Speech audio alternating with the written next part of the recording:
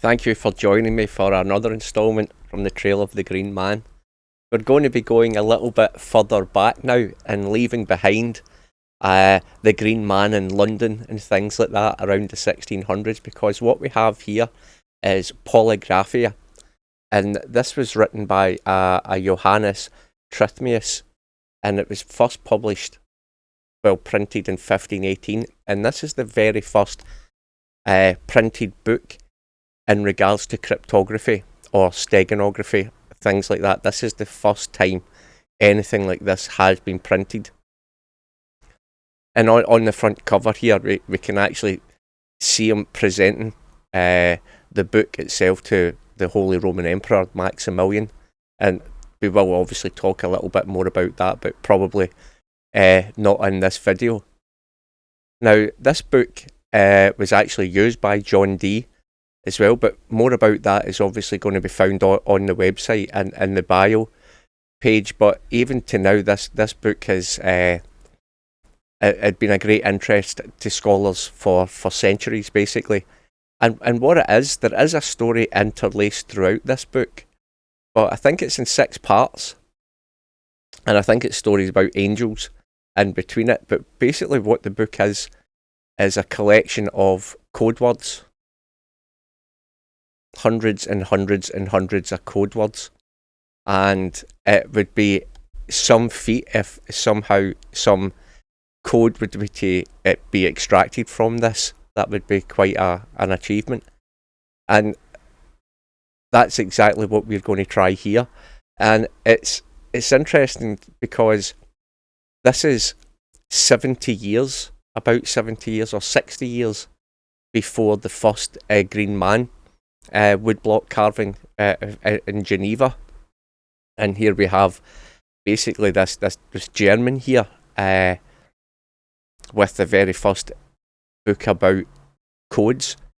And it was interesting that got my attention was the fact that the story about, I think, the angels and John Dee consulting this book. So it was something that was in their circles at the time. And when you take a first look at the front page, we can see the Green Man here, although in an entirely different setup. As you can see, the man is growing out the flora at the bottom. Flora in the hat, or fauna, flora and fauna. At the bottom, you can see even Johannes himself here, and it begins to resemble Johannes as he writes his own name, I.O. or J.I.O. And we see this gentleman lying here on the ground who is Johannes, and you begin to think, is this perhaps brother I.O.? And we can see we've got the workmen and things like that on the sides. It's a beautiful carving for its time. The 1518, the quality of it, even the quality of the print of the book, is outstanding, really. So what we're going to do we're just going to do the exact same as what we've always done, and multiple examples, especially from Daniel Moglin, and I think the Royal Society front carving as well. These are examples of how this same procedure is going to be used here. Even the Gustavus Cellini version of Cryptomancies, another book on steganography and cryptology, they use the same methods as what you're going to see here, like right now. And of course, you can find those videos on the website. If you just go to each person's bio individually, you will find a video regarding some of the work that's been done on this person at that time. So the first thing I want to highlight is we've got the same kind of people here. They've got tools. We can see the compass here, or protractor, or whatever you want, calipers, and a nice square. So we're going to start using that, and just like everything that's came before it, as you can, I'll zoom in so you can see the lines here, because I'm choosing the lines carefully, obviously, what lines you use or what's intended. But you can see I am following the lines, it's not like invented or anything like that. Then the next leg coming down the next leg, and straight away we can see we have an angle that must be familiar by now. We can fit a 7-sided tomb or a heptagon in that 128 and 4/7 degrees. And a nice placement, and it has Io Trithemius still within this tomb area. And the reason I've chose this size for the length of the sides is not just random, but like this gentleman at the back, we can see he's carrying a staff here. Although most of it is obscured, we can still see enough of it in order to place a line here. And we find that this line comes down and takes in one of the corners of our heptagon, which would give us the length of the side, basically. So we've got that. But what else we got is this gentleman's square, and I was kind of disappointed because it missed the corner. I would have thought that it would actually hit this corner. It was pointing in this direction, but we build the picture and we see what comes out at the end. So I'll place another line here using this gentleman's work square. And what I notice is it actually, I'll zoom in for us here. The top of the scepter or the staff that he's holding here at the point, it actually hits the top of that. And if I draw a line back down the length of the scepter, as you can see, and come back down, and what this makes is a 45-degree triangle. 90, 45, 45. Just zoom out.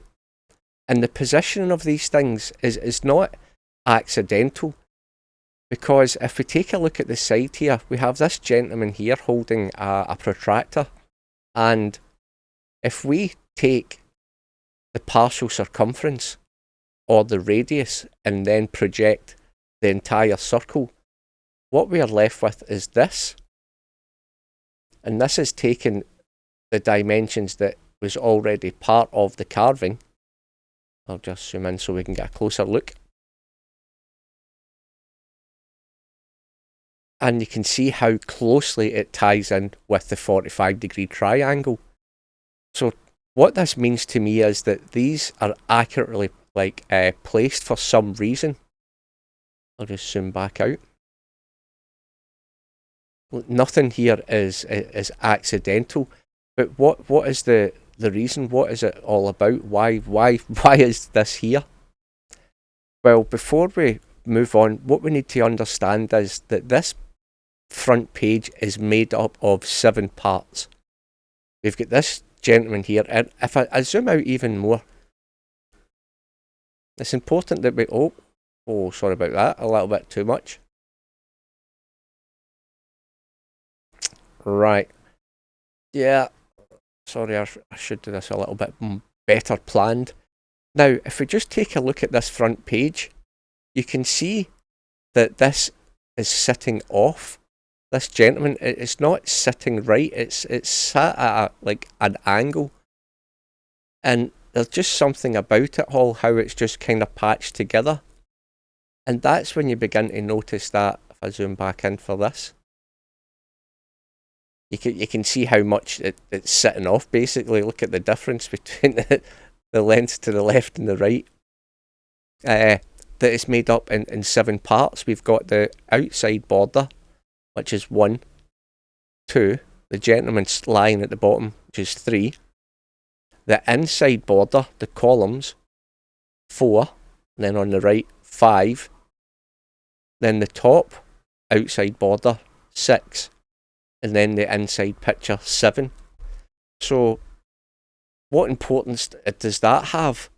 Well, let me zoom back out for you. This picture appears twice in the publication. And here is the second version of said book. And the picture is identical. So what I have done is I have basically copied all this information, the circle, the 45-degree angle triangle, and the heptagon, and I have placed it back on this page.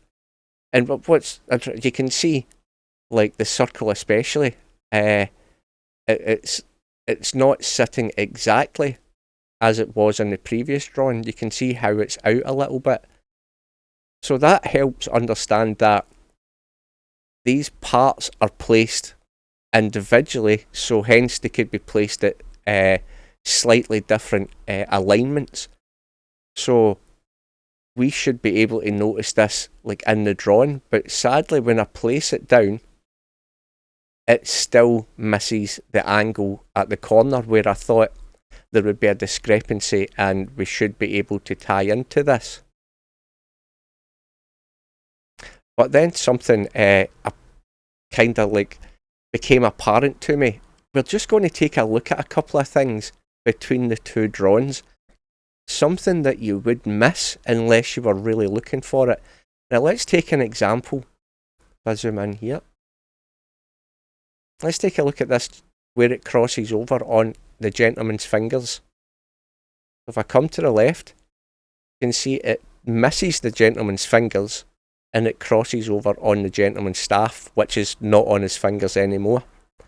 And if we look to the right of that, we can see one circle inside the heptagon. We come over. This one has 1, 2, 3, 4, 5 circles inside the heptagon. The line crosses above this gentleman's eye, which is Maximilian. Then here the line crosses under the gentleman's eye. So when you really look at it, everything is moved. If we take an example, just like I showed the protractor had moved, if we take an example of, let's say, the bottom of this heptagon, we can see there's a bit of space before the bishop's like clothes, and on this one there's no space between his clothes. So everything is actually moved, meaning that the positioning of these 7 blocks that make up this front page are very important. But just like I showed you, like there was 5 holes here and only 1 hole in the other drawing, and the crossover missed his fingers while it hit the fingers. Have a look at the padlock, which is on the book. The padlock is touching the red line. And if we come to the other drawing, the padlock is still touching the red line. The red line travels between the padlock and the circular pattern. Then the other one, the padlock, the red line travels between the padlock and the circular pattern. So what we actually get to see here is they've managed to position these blocks, which allow us to place these lines, but made sure that the only thing in the drawing that doesn't move was the padlock. If you've enjoyed the video and you'd really like to understand what this padlock is doing and what's its function and how we are going to unlock this, come along to the Discord for the Trail of the Green Man. We're hoping to build up some kind of community, because I'm sure it's became quite apparent the absolute sheer scale of what's in front of us here, and I would really love the help. So if you find this stuff interesting and have some spare time, come along and help us get to the end of this. I hope to see you there.